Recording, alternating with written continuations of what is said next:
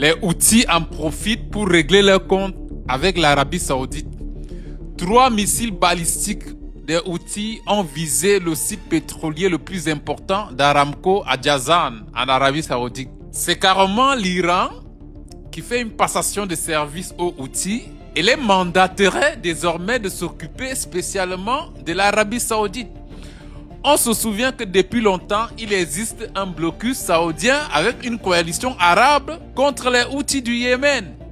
Et à ce moment précis, les Houthis en ont profité une fois pour toutes pour régler leur compte.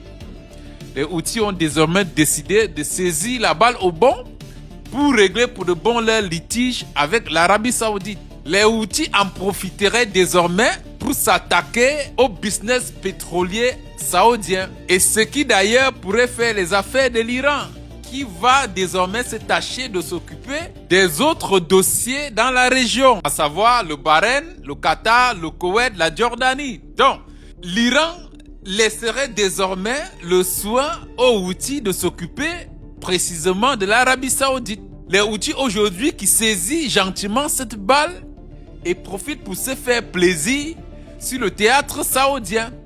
On se souvient que depuis fort longtemps, il existerait une coalition arabe contre les Houthis du Yémen.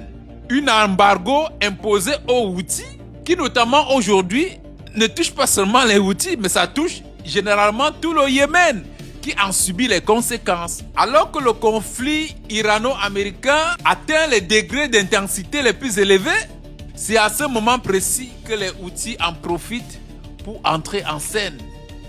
Déjà, le détroit de Bab el-Mandeb est déjà fermé pour l'Arabie Saoudite qui n'a plus le droit, d'après les Houthis, de faire transiter ses produits pétroliers. Maintenant, ça ne se limite pas là. Les Houthis visent avec des armes balistiques. Mais c'est incroyable, mesdames et messieurs, à quel point tous ces pays du Moyen-Orient qu'on pouvait sous-estimer, aujourd'hui sont en train de sortir du lot. Ce n'est pas des simples missiles, c'est des missiles balistiques que les Houthis possèdent.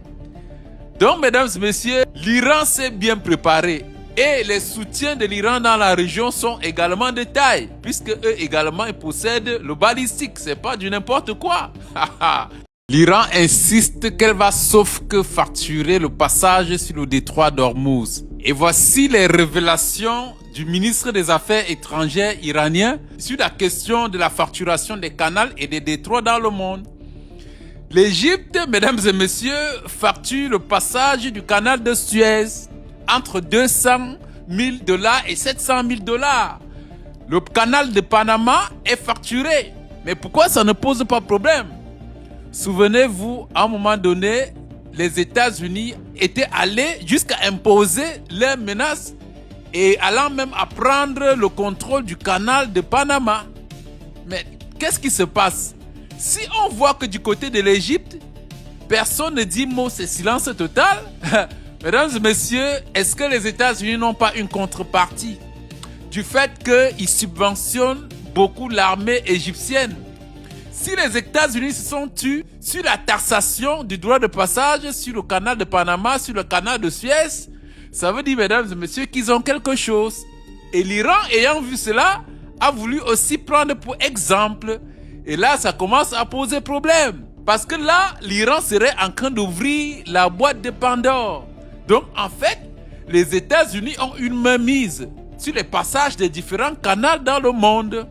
Et si l'Iran aujourd'hui réclame sa part, qu'elle voudrait aussi avoir des gains sur les passages à ce qui concerne le détroit d'Ormuz, c'est pas anodin. Ça serait pas une grande première qu'un État empocherait des gains sur les passages sur son détroit ou son canal.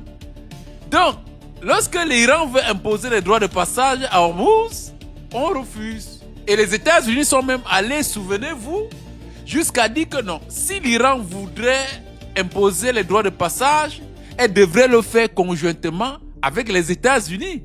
Ce qui revient à dire que les États-Unis sont bouche fermée parce qu'au canal de Panama, on recevrait déjà des quotes-parts.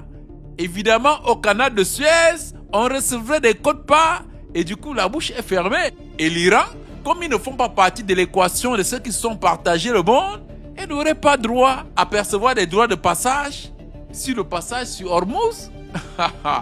C'est de ça qu'il s'agit. L'Iran a ouvert la boîte de Pandore